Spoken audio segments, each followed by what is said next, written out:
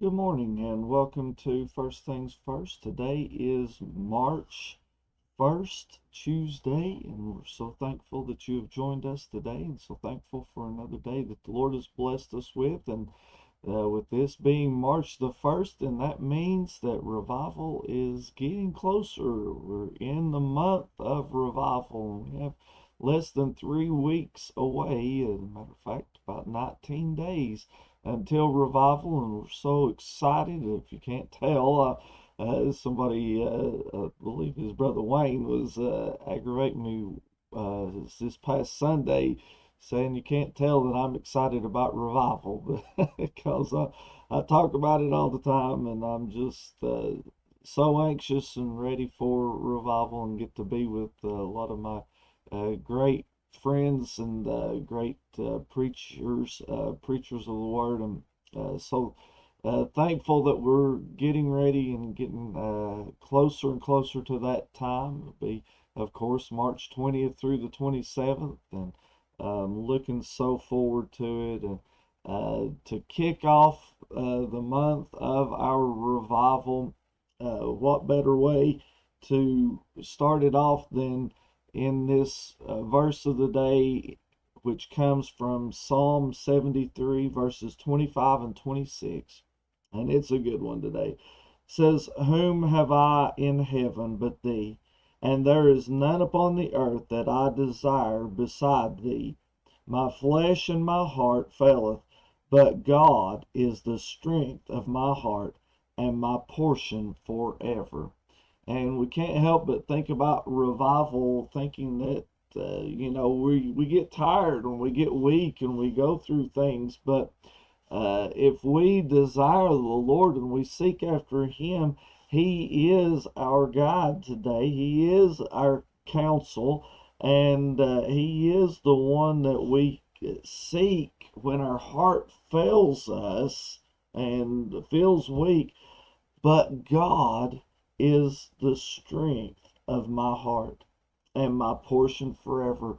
What that means to me is that He will revive us and He will give us that we stand in need of. And I know that it's been a hard couple of years, and it's been tough on everybody. We've went through a lot of things through the past couple of years, but God is my strength. He's the one that we get our strength from. He's the one that we get our hope and our help from. So let's go to Him while we can. Let's praise Him today while we can. And let's thank Him for just who He is, that He is our desire, and that we want more than anything. It's so many times we go through this life and we have desires and we want this, we want that, and we our desires change too over the years. I can go back and I can remember in 80s, there was a certain car that I just loved. I wasn't even old enough to drive yet, but it's just a certain car that I absolutely loved the shape of it, loved the way that it looks and everything, and knew that I couldn't afford it, but I couldn't have drove it anyways. But after that, years after that, I looked back on it and I decided I really didn't like that body style, really didn't like that, and my desires changed, and we go through life, and we have different things that we like, and I can remember growing up eating certain things, and I would not eat certain things, and now here I am almost 50, and my desires, my tastes have changed, and I like some of the things that I didn't like whenever I was teenager or even younger.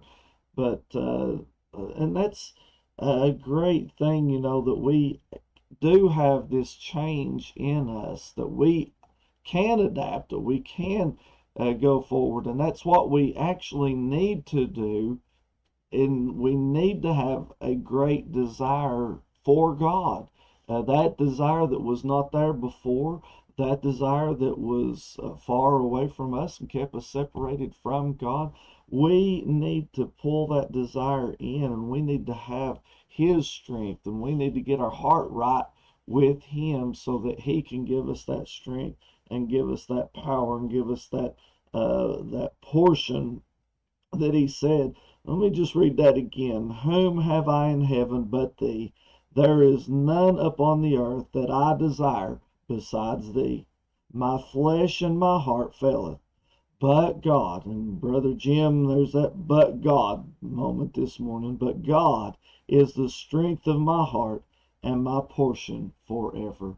I'm glad that He is my portion. He is that I desire, and I want to get closer to Him each day, and I hope that you do too. And I hope that the Lord will bless you through this day in that journey, that you will get closer to Him, and that God will strengthen you as you go forward. I hope that you have a great day today, and I hope as we come down getting closer and closer to our revival, I hope that the Lord will give you that desire to come to revival and to be blessed by the Lord. It's not about me. It's not about the preachers. It's not about the singers that's coming. All of that is going to be great. It's going to be wonderful.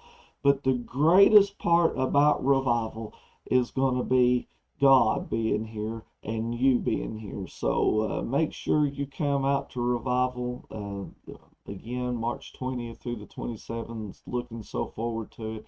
And again, hope that you have a great day and that revival starts with you and me today. God bless you is our prayers. Hope to see you right here tomorrow morning for another edition of First Things First.